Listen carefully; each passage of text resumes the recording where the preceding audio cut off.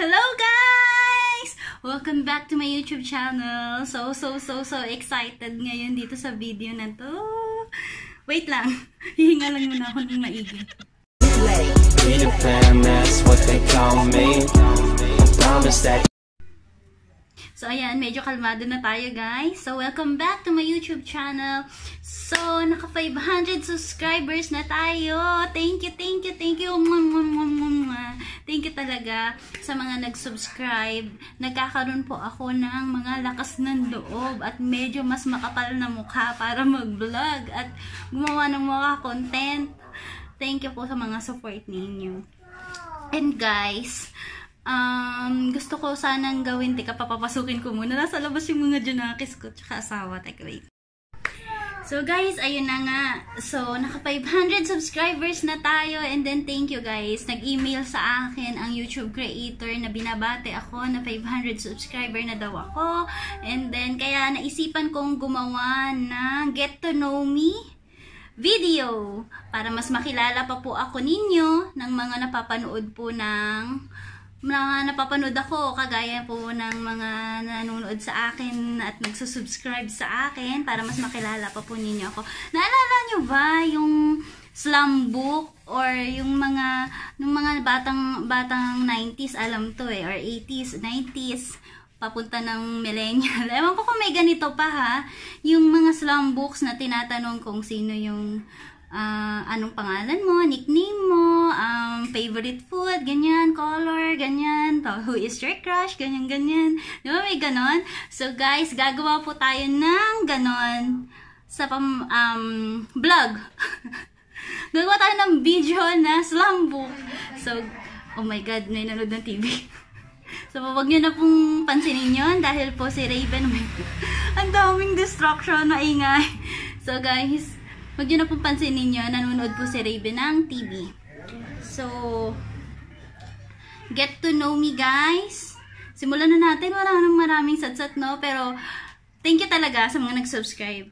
So, sa mga interesado pa sa mga gusto kong sabihin at saka gusto po akong mas makilala pang mabuti, manood po kayo, stay tuned. So, ito na nga. So, guys, ito na nga. Huwag na natin pansinin si Raven po. Nanonood ng ano. So, ito muna ang aking sasagutin sa slam book. Nasa akin yung cellphone ni husband para may reference ako kung ano isasagot ko at saka yung mga tanong na pwede ko sagutin. So, ito na nga. Name. Number 1, name. So, ako po si Julie Amogis Forbes. Yan po. Nickname, Julie. Minsan tinatawag nila akong July. Yung mga kaibigan ko, July. Tapos, minsan yung mga tita ko, tito ko, Inday. Inday kasi meaning yan sa Bisaya is maliit na babae. Or little, baby girl, ganyan. Inday. Hindi Inday nakatulong. Or Inday something na ako po si Super Inday, ganyan. Ako po ay isang maliit na batang babae, kaya Inday. Inday, Julie, ganyan. Little Julie, ganyan. Tapos, in-explain ko talaga, lumabas na sila ng pinto. Okay, tapos, paborito ko pong music.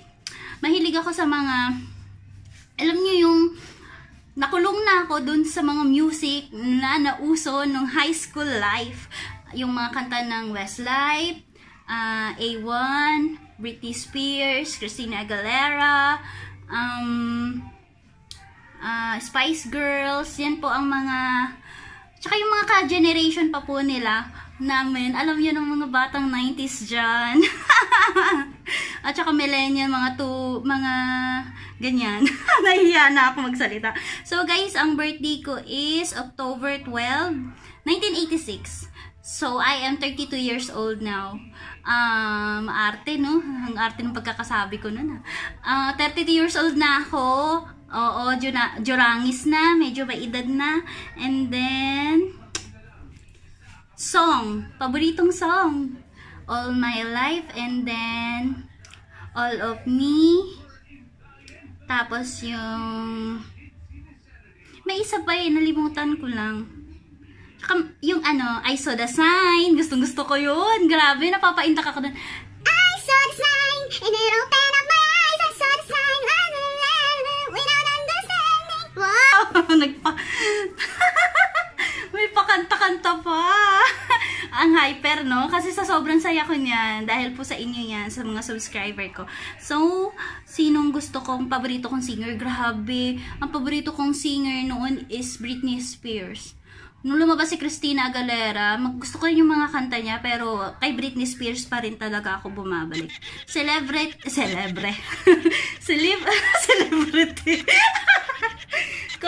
Jologs talaga eh. Sorry naman. So, celebrity. Yung paborito ko pong celebrity is hindi, ewan ko celebrity ba yun? Si Paris Hilton. Grabe, nung nagbubuntis ako dun sa pangalawa kong baby, wala akong ginawa. Friendster pa nun. Yung profile ko, puro Paris Hilton. Pati yung tugtog niya, Paris Hilton din.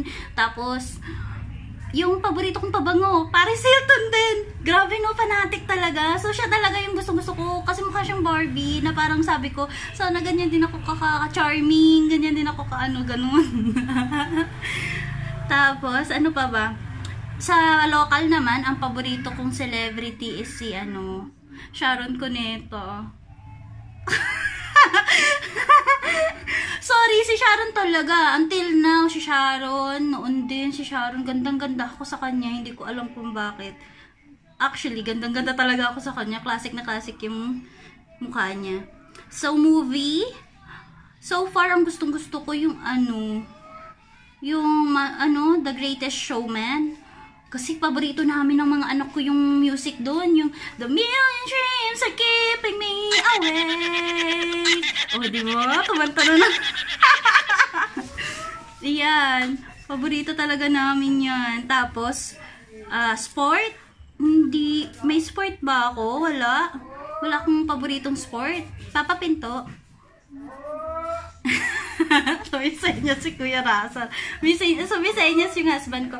Siguro sa sport na pinapanood, wala. Hindi ko rin gusto yung basketball eh. Yung mister ko magaling mag-basketball. Magaling maglaro ng basketball. Pinapatawa niya ako. Nasa harap ko siya. Bisa talaga. Uy, ano to? Umalis ka na nga. So, ayan. Umalis na siya. Si Raven. So, sport. Ano pa? Volleyball. Na-involve ako sa volleyball. Pero hindi ako magaling mag-volleyball. Napilitan lang ako maglaro, kulang sila ng player. Ganyan. Tapos, athlete. Wala akong paboritong athlete. Wala akong kilala. Oh, sorry. What happened? Sa Raven. Di wanna? Oh, sige na. Oh, you watch na kayo, Belle. Bye-bye. Kiss na mama. I'm making a film video. You go na watch. So, hangout place. Paboritong hangout place. Napapadalas ako sa Jollibee, guys. Kasi yung best friend ko, si Albert Villanueva. Hi, Albert! If you're watching, hi! Comment down below if you're watching, please. Para alam ko naman kung nanonood ka, di ba? Oh. So, mahilig siyang tumambay doon sa, yung kumbaga kung gusto namin mag-usap, doon kami magkakaibigan. Nila Osang, nila Tintin, ganyan. Tapos kami, yan, mag-uusap kami doon, kami sa Jollibee. Pero, ngayon, kung ako, yung sa sarili ko lang, ang favorite hangout place ko, 1 week na, yung gym. Totoo, talaga, favorite mo. Yung gym, 1 week na akong nag-gym, pero nagsusumba-sumba lang ako. Ginigain ko muna yung aking stamina. para magkaroon ng umalis ka na nga si Russell kasi pinapatawa ako. magkaroon ako ng power or energy para mag-gym na lang talaga ako. Kasi nagpapapayat na ako kasi yung dami ko ng sakit dahil sa katabaan ko.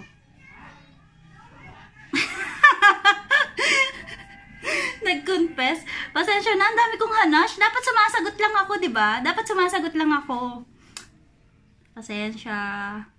Mga chika bells. Alam mo, naisip ko, ang itatawag ko pala sa mga subscriber ko is mga chika bells. Kasi, katsikahan ko kayo, kahit hindi kayo sumasagot sa akin, diba? Yung pagdadakdak ko dito, machika, kumbaga, machika. And then, you are my you are my chika bells, diba? Kasi, you hit my notification bells. You hit my notification bell. Kaya, you are my chika bells. Diba ang kika, yung arte? Grabe, Julie. Tapos, food. Favorite food, kare-kare. Especially, yung luto ni Kuya Russell, yung husband ko. Sarap niya magkare-kare. At saka yung kare-kare ng Lechon City. Oh, sarap. At saka, ano pa ba? Food, pizza, hamburger, burger ni Jollibee, yung bacon and cheese. Paborito ko yan. Milk tea, oh my God. Yung drink pala. Yung drink naman, ang paborito ko, milk tea. Milk tea at saka Minute Maid na orange. I want burger, please. Oh my God. My baby wants a burger, please. Sorry. Sarado na kami. Sumingit. Gusto rin daw niya ng burger. O, sige, pagbigyan na natin. Ice cream. Favorite ice cream. Siguro sabi flavor, no? Gusto ko selecta. And then, ang paborito kong flavor is Grahams. And cookies and cream. Ice cream! Raven din gusto ng ice cream. Subject. Nag-aaral lang. Nung nag-aaral ako, ang paborito kong subject. Ano akong paborito? Ano ba? Science nung first year. Second year, ang paborito ko is, alam nyo kasi may pinagdaanan ako ng second year eh, kaya wala akong paborito. Nung third year, ang paborito ko, P6. Kay Sir Javier. Ay, sobra naman yung tawa ko noon. Lagi niya ako pinapaupo dun sa unahan. Ewan ko kung bakit. Hi, Sir Javier. Tapos, basta lagi ako kasing tawan-tawa pag si Sir Javier na kasi mga kaklase ko, grabe yung mga yan. Worst section ba kami? Hindi naman. Masyado lang talaga kaming masyado lang. Tapos, books. Paborito kong libro. Yung mga books na pang financial. Yung financial, how to handle financial, ganyan. Yung mga piso cents, ganyan. Yung mga... Hindi ko maalala. Alam mo, naaalala ko yung itsura ng libro. Hindi ko maalala yung title. So, basta yung mga ganon. Yung tungkol sa pag-handle ng money. Ganyan. Yan ang mga gusto kong libro. Naputol yung video. Tapos, accessories. Gustong-gusto ko ng hikaw. Gustong-gusto ko yung malaking hikaw. Kaso, gawa ng may maliit ako, hindi ako na naghihigaw-higaw ngayon. Pero, dati, talagang lalaki ng hikaw ko. Gusto ko yung hikaw ko, yung nakikita, napapansin, ganun. Yung kahit yung hikaw talaga mapansin, ganyan, papansin, may gulay. So, eto. You will be happy when... Ako, magiging masaya siguro ako kung mapagtatapos ko ang mga anak ko. Yun lang. Kahit siguro hindi ako magkaroon ng glamorosong buhay or something, basta yung lahat ng pera na meron ako mapunta sa kahit yung lahat ng pera na meron ako mapunta sa pag-aaral nila, okay lang, basta mapagtapos ko sila ng pag-aaral. Tapos, your motto in life, kailangan lagi kang may isang salita.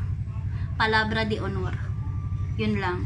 Kapag nagsalita ka, tuparin mo, and then alam mo yung tuparin mo in the sense na kahit ma-damage ka.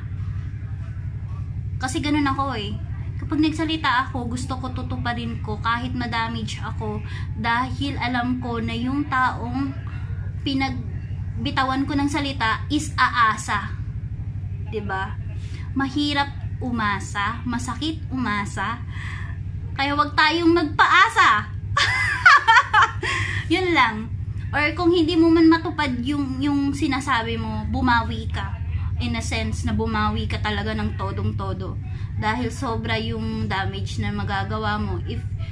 Siguro kung mabibisit nyo yung aking official account sa FB, makikita nyo doon. Galit sa mga taong walang isang salita. Kasi nga ako, pinipilit ko na tuparin lahat ng sinasabi ko. Or kung hindi man,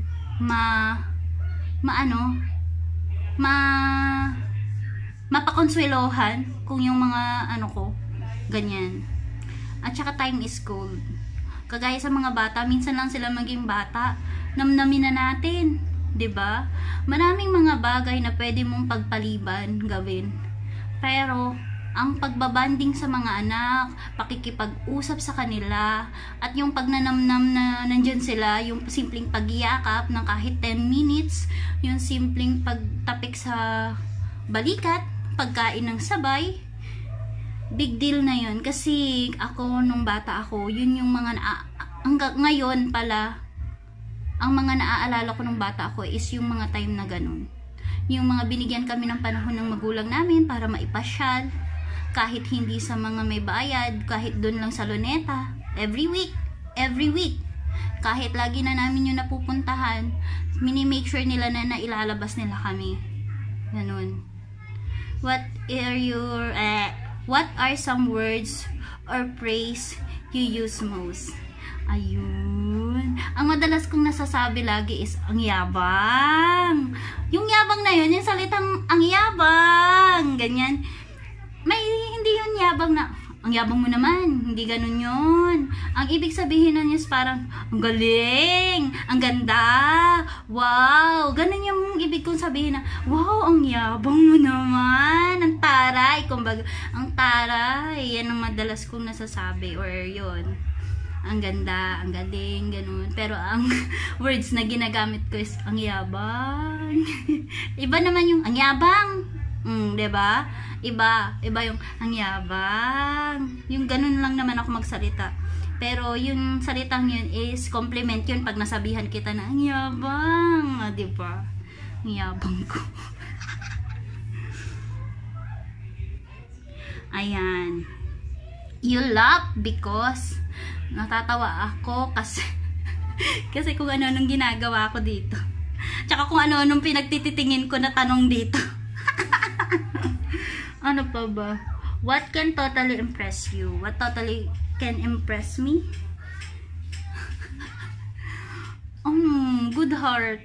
Yung makikita kong ang bait mo, masikaso ka, yun. At saka yung sobrang responsible, yun talaga. That can impress me. What is your favorite thing to wear? Buti yung favorite thing to wear and not hindi yung favorite not to wear. Okay, favorite thing to wear. Yung mga luma kong damit. Yung damit ko nung mayroon akong damit nung dalaga pa ako na hanggang ngayon nandyan pa sa akin. Nusuot ko pantulog. Yung Hello Kitty, yung si Tweety Bird, yung sleeveless siya, spaghetti strap siya na dress na pantulog, tapos may Tweety Bird. Ano na yun? Ang tibay nun. Kasi hanggang ngayon wala pa yung punit. Pero hindi ko na alam saan ko na ilagay. Pero yun ang paborito kong isuot. Tapos, what is your favorite... Ay, teka.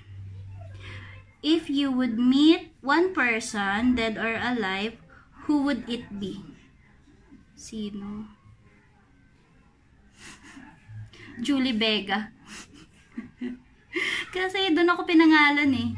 hindi ako familiar sa kanya. Nakikita ko lang siya doon sa mga video na inaano sa kanya. Doon ako pinangalan. Basta si Julie Vega, ang hirap i-explain. Yan. What would it be?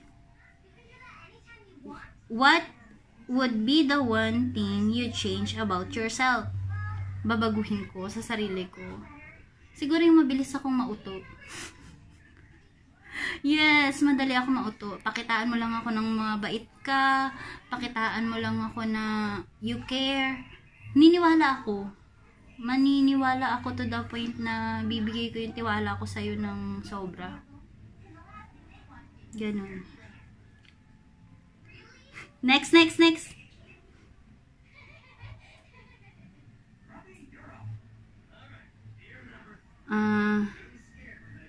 Your romantic ideas, expectation about love. Ano to? Romantic idea at saka expectation about love. Nung bata pa ako, expectation ko is kapag nagmahal ka, happy na yun, happy ending na. So, hindi pala. Kapag nagmahal ka pala, saan ba ito? Expectation versus reality. So, ang ini-expect ko noon, kapag nagmahal ka, masaya na. Yung habang buhay ka na masaya, ganyan. Wala nang struggle, ganyan. Pero hindi pala. Kapag pala nagmahal ka, mahirap din pala. Kasi, yung isip mo, nagpa-function siya, alam kung anong dapat gawin na tama, pero yung puso mo, against siya. And madalas, nananalo ang puso kaysa sa isip. Pero, alam mo, ano ba yung sinasabi ko? Hindi ko na alam. Yun lang. Kailangan may mga kailangan mag-give and take, lalo na kung may asawa ka na, mag-give and take kayo, at saka mahalin nyo kung ano yung kapintasan or kagalingan ng partner nyo ng buo. Yun pala yun. Actually, kaming mag-asawa, nagkaroon kami ng struggle noong 2017. Pero dahil dun sa struggle na yun, mas tumatag kami ngayon. Masasabi kong mas tumatag kami ngayon.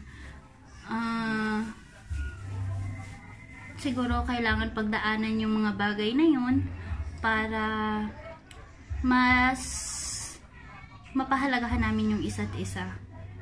'Di ba? Yun naman ang mahalaga. Yung magkakaroon kayo ng learnings sa mga bagay na pagkakamali at may natututunan talaga kayo. Pasensya na. So guys, yun lang. Yun na. Favorite color. My favorite color is pink. Pero I trying to change my favorite color to gray. Pero hindi ko magawa. Alam mo yung parang sinasabi ng society na dapat gray or dapat dark color ang paborito mo, dapat blue, dapat ganyan. Pero anong magagawa ako? Kagaya nito, bumili ako ng organizer, ng mga maliliit na mga basket, pang organize ganyan. Kinuha ko yung blue. Pero tinititigan ko sila dun sa basket, sa cart ko. Sa cart, hindi ko pa siya nababayaran. Sa cart, hindi talaga ako sumasaya habang tinititigan ko siya. It doesn't spark any joy. Wala talaga akong nararamdaman na joy. Pero, nung sabi ko, hindi. Pink pa rin ako. Kinuha ko yung mga pink. Alam mo, nakangiti akong nagbabayad sa counter. Sabi ko talaga, hindi naman mahalaga kung ano yung sasabihin ng ibang tao. Baduy ang pink, ganyan. Ganon. Ang mahalaga kung saan ka masaya. No? Huwag kayong magpapa-apekto sa mga sinasabi ng ibang tao. Kasi ang mahalaga kung saan kayo masaya. And then, nung binili ko yun, ang saya ko talaga. So, pink color makes me happy. So, ang paborito kong kulay ay pink. Sorry. Sorry sa pagkabaduy ko. Baduy ba ako? May iba naman dyan, paborito din yung pink So, yun lang guys. Thank you for watching. Thank you for subscribing. 500. Malapit ko na pong i-announce ang winner sa giveaway. So, stay tuned sa channel ko. Yung mga gusto pong sumali pa, pwede pa po kayong sumali sa pag-giveaway ko. Malapit ko na pong i-announce. So, guys, maraming salamat. Bye-bye mga Chika Bells. Subscribe. Bye. Ano yan? Peter Pan, that's what they call me. I promise that you never be